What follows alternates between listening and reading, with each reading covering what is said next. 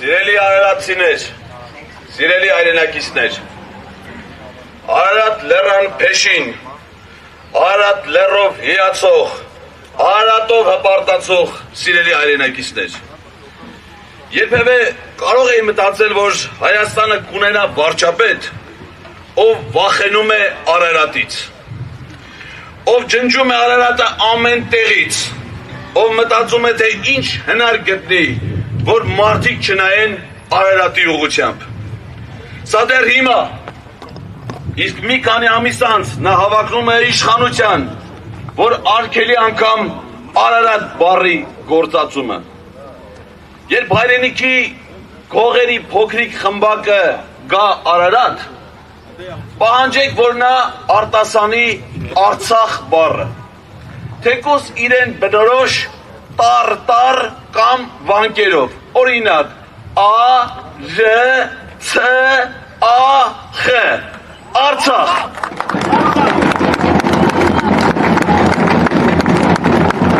Վստահ եղեք, չի ասի, վախենում է։ Իսկ ումից է վախենում, Իլհամ Ալիևից։ Իսկ նա մի մարդ էր, որ երբ որ իշխանության էր գալի, խոստանում էր, որ Արցախի դե ֆակտո ճանաչված, հռչակված անկախությունը նա դարձնելու է դե յուրե անկախություն, որ ավելի լավ պայմաններ է ստեղծելու արցախահայության համար, նրանց անվտանգության, նրանց բարեկեցության համար։ Իսկ ինչի է հանգեցրել նա արցախցիներին։ Այս նույն ճակատագիրն է սպառնում արարատցիներին, Հայաստանի բոլոր քաղաքների բնակիչներին, եթե հայ ժողովուրդը թույլատրի, որ Ալիևի այդ հանձնակատարը դառնա վերստին Հայաստանի ղեկավար։ Նա կփորձի ջնջել նաև Արարատ անունը եւ չի կարող արտասանել Արարատ բառը, եթե մնաց իշխանության ղեկին։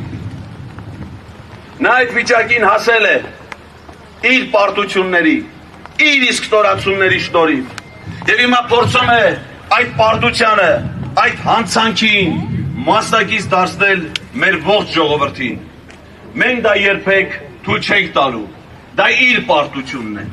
դա իր ստորացումն է եւ այդ պարտությունն ու ստորացումը նա իր հետ պետք է տանի հավերժ, իսկ հայ ժողովուրդը ապրելու է իր փառքով, իր հաղթանակներով ուժեղ Հայաստանում։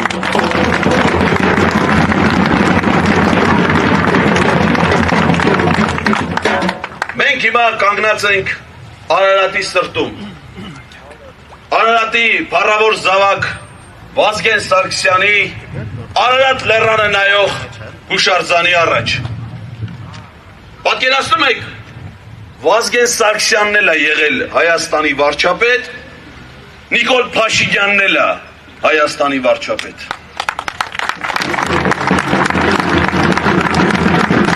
Վազգեն Սարգսյանը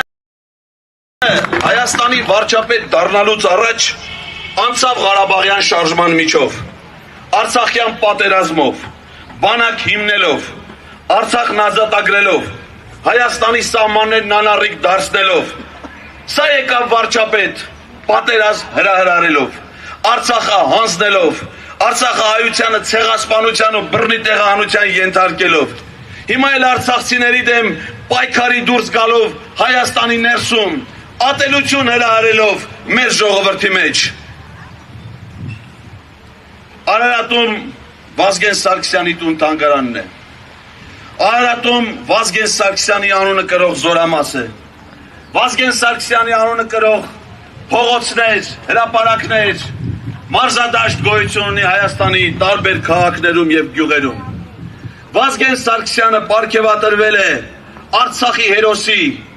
եւ Հայաստանի Հանրապետության ազգային հերոսի բարձրագույն կոչումներով, ստանալով հայրենիքի եւ Արցախի ոսկե արծիվ շքանշանները։ Նիկոլ Փաշինյանը ոսկե արծիվ շքանշան նույնպես ստացել է, բայց ոչ թե Արցախից, այլ Ղազախստանից։ Արցախը հանձնելուց հետո ճիշտ նույն պարգևը, որը ստացել է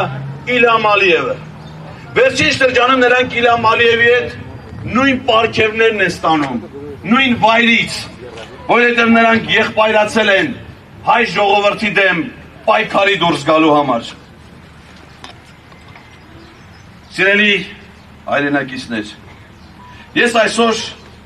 Վազգեն Սարգսյանի այս հուշարձանի մոտից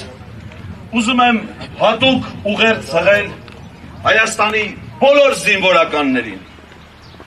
Սիրելի զինվորականներ, ցանկացած զինվորականի գլխավոր խնդիրը հայրենիքը պաշտպանելն է։ Գլխավոր խնդիրը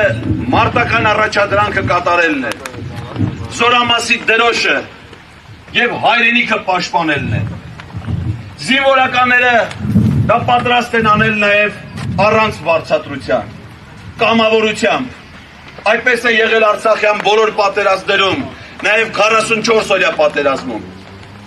Սամվել Կարապետյանը գալիս է իշխանության ավելացնելու ձեր վարձատրությունը, ձեր պատվով ծառայությունը, որ դուք պաշտպանեք ձեր հայրենիքը եւ ստանաք արժանի գնահատական մեր ժողովրդի կողմից։ Սամվել Կարապետյանի ղեկավարման ներքո ոչ ոք ձեզնից ձեր ծառայությունը չի վերցնելու։ Ձեր վաստակը, ձեր գումարը ձեզնից չի խլելու։ Լինելու է ճիշտ հակառակը։ Նա նախատեսում է տարեկան 1000 բնակարան 50% ձերջ գնով